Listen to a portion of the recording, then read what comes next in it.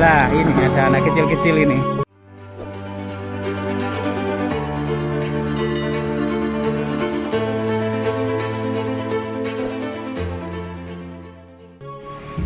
Oke pemirsa, penelusuran kali ini kita akan melihat di depan kita adalah pertemuan dua sungai. Jadi ada yang dari arah kanan dan ada yang dari arah depan gitu ya. Itu kemudian pertemuan dua sungai biasanya pada masa-masa lalu, baik itu masa prasejarah, masa kuno, ini dianggap memiliki nilai-nilai magis dan religius. Selain kemudian memang sungai memiliki peranan penting dalam hal-hal teknis dan strategis, misalnya irigasi. Hingga saat ini di puncak musim kemarau ini masyarakat masih bisa menanam padi, termasuk sayur-sayuran, kacang-kacangan, sawi, sangat terlihat sekali ya. Bahkan di sana ada bukit-bukit yang sangat indah, peternakan kambing, orang-orang mencari rumput gitu ya. Yang artinya memang sungai memberikan anugerah. Lah di pinggir jalan raya ini kita akan mendapati sesuatu yang sangat misterius. Lah ini ada anak kecil-kecil ini lagi main, karena jalannya ini sangat luar biasa sekali ya, naik turun dan sangat curam. Dan di depan kita ini ada semacam batu yang sangat besar, kemungkinan jejak-jejak peradaban megalitik ya, neolitik megalitik, karena memang di lokasi ini ada semacam batu terbang yang merupakan triolit peradaban megalitik dari peradaban atau tinggalan masyarakat Proto Melayu sekitar 2000 sebelum Masehi. Seiring dengan migrasi besar-besaran orang Proto Melayu ya. Lah di sini batunya sangat besar sekali dan ini juga ada jalan, sehingga kemudian orang-orang biasanya duduk di atas batu raksasa ini atau batu besar. Karena ini jejak-jejak kaki. Coba kita lihat apakah di atas batu besar ini ada semacam lubang-lubang misterius yang ditinggalkan oleh leluhur kita. Jadi sangat besar sekali batu ini ya. Tapi memang tidak ada hal-hal magis dan religius ya yang dipahat, misalnya batu dakan atau batu lumpang yang menandakan kemudian jejak-jejak magis dari batu raksasa ini.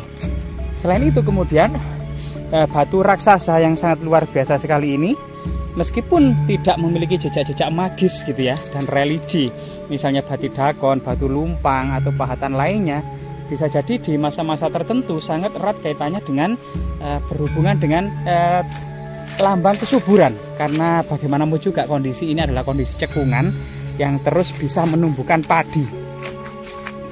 Karena masyarakat Jawa memang bertumbuh seiring dengan tumbuhnya padi, sehingga kemudian masyarakat yang agraris tentunya gitu ya, membutuhkan banyak tenaga kerja, sehingga kemudian membutuhkan banyak anak untuk mengelola lahan pertanian. Semakin luas lahan pertanian, maka surplus pangan semakin melimpah, sehingga kemudian banyak orang yang harus diberi makan. Sehingga kemudian jika ingin surplus melimpah, maka harus memperbanyak produktivitas keluarga, sehingga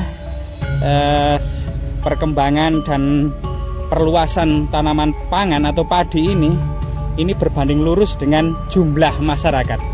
Sehingga kemudian masyarakat Jawa ini menjadi masyarakat terbesar kedua, masyarakat terbesar ketiga ya, setelah Tiongkok, India, kemudian Indonesia dengan jumlah masyarakatnya yang sangat banyak ya. Nah di sini juga ada sesuatu yang sangat unik gitu ya, yang di depan kita ini ada semacam banyak sekali kotoran-kotoran hewan. Nah inilah kemudian masyarakat mengenalnya dengan kotoran hewan wergul atau outer ya, atau berang-berang ya. Nah ini biasanya memakan kotorannya, ini terlihat dari cangkang yuyu. Nah cangkang kepiting yuyu ini, sehingga kemudian wergul ini sebenarnya sangat membantu masyarakat, kecuali kalau wergul-wergul ini lagi bergurau dengan temannya, lah ini bisa merusak ini tanaman padi. Nah di depan kita ini ada juga batu raksasa yang menyerupai gunung. Kemungkinan ada jejak-jejak menhir gitu ya. Menhir sendiri pada masa prasejarah dianggap sebagai lambang kesuburan, persajian, peringatan, mengikat binatang kurban, termasuk kemudian sebagai tempat bersemayamnya arwah nenek moyang, serta kemudian tempat bermusyawarah para tetua desa. Sampai saat ini batu besar ini Coba kita lihat, kita naik ke atasnya karena sangat besar sekali. Tidak ada bercak-bercak yang menandakan jejak-jejak peradaban prasejarah gitu ya. Dan ditumbuhi pohon mengkudu ini. Nah ini pohon yang tumbuh di atas batu ini. Nah pohon yang sangat unik ini ternyata. Ada bisa pohon yang tumbuh di atas batu dan pohon mengkudu. Nah, dengan sangat-sangat terbatas ya tanahnya, sehingga pada musim kemarau tentunya tanaman ini agak merana. Nah, jika kita lihat ya tanaman yang sangat elok ini, sebentar lagi nanti kita menuju batu yang satunya ini. Coba kita lihat ya. Dan di puncak musim kemarau ini ternyata masyarakat di lereng pegunungan Welirang ini masih bisa menanam padi dengan tidak kekurangan air. Jika kita lihat pohon mengkudu yang dari arah selatan ini ya, di atas batu raksasa ini, kita akan mendapati pohon ini bisa tumbuh di batu. Jadi pohon ajaib ini. Nah, ini kan sangat luar biasa sekali ya. Pohon yang sangat luar biasa sekali ini. Selain kemudian keberadaan pohon mengkudu yang terus berusaha berjuang untuk tumbuh dengan kondisi yang sangat terbatas, dengan ketersediaan nutrisi yang sangat-sangat terbatas karena tepat tumbuh di atas batu besar dengan lapisan tanah atau humus yang sangat-sangat tipis, namun tetap berusaha untuk terus bisa hidup. Nah, terus kemudian di sampingnya, nah ini juga ada batu misterius ya, gitu ya. Nah ini semacam ada gugusan dolmen dan menhir gitu ya. Nah coba apakah ada jejak-jejak yang dipahat oleh leluhur gitu ya. Nah coba kita teliti ini jejak-jejak kotoran burung, biasanya burung tetengkek. Nah, burung tetengkek ini biasanya di persawahan suka makan percil. Percil itu adalah kata-kata kecil. Nah di situ juga ada semacam batu besar yang ada di bawah. Nah ini jika kita lihat dari arah barat gitu ya, maka sebenarnya persawahan ini ternyata sangat-sangat elok karena memang berada di pinggir sungai, karena peradaban-peradaban besar seperti lembah Mesopotamia, lembah sungai Tigris, lembah sungai Nil, lembah sungai Huangho, lembah sungai yang Sekiang, lembah sungai Berantas dan Bengawan Solo ini memang menelurkan atau kemudian semacam menumbuhkan peradaban yang sangat besar.